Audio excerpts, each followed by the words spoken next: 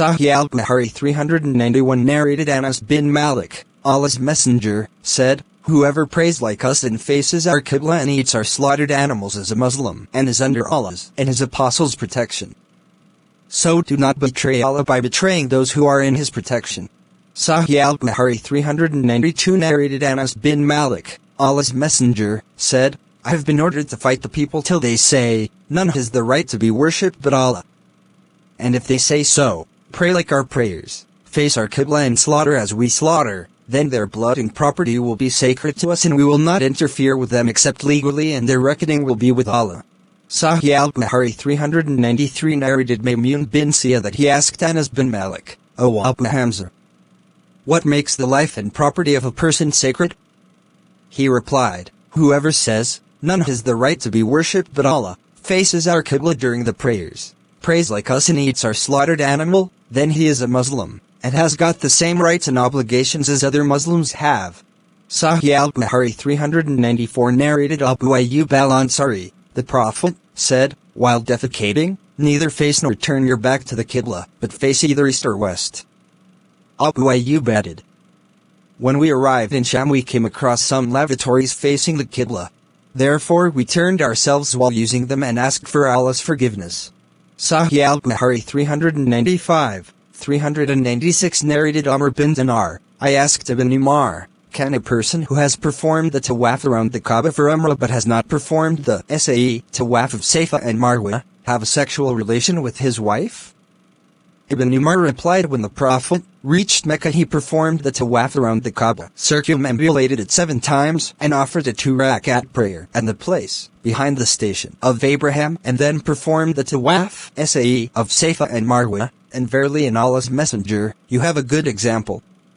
Then we put the same question to Jabir bin Abdullah and he too replied, "He should not go near his wife for sexual relation till he has finished the tawaf of Safa and Marwa."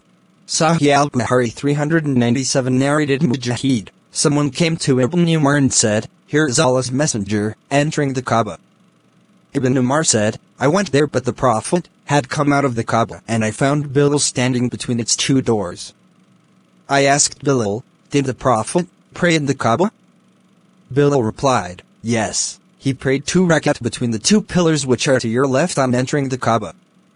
Then Allah's Messenger came out and offered a 2-rakat prayer facing the Kaaba."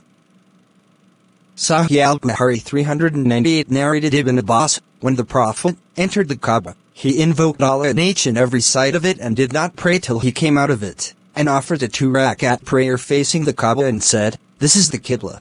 Sahieh Eal-Bukhari 399 narrated Bara bin Azib, Allah's Messenger, prayed facing Bayt al-Maqdis for 16 or 17 months, but he loved to face the Kaaba at Mecca, so Allah revealed, "Verily, we have seen the turning of your face to the heaven." 144 So the Prophet faced the Kaaba and the fools amongst the people, namely the Jews, said, "What has turned them from their Qibla, Bayt al-Maqdis, which they formerly observed?" Allah revealed, "Say, to Allah belongs the east and the west. He guides whom He will to a straight path."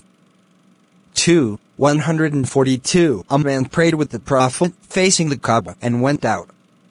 He saw some of the Ansar praying the Asr prayer with their faces towards Bayt al-Maqdis. He said, "I bear witness that I prayed with Allah's Messenger facing the Kaaba."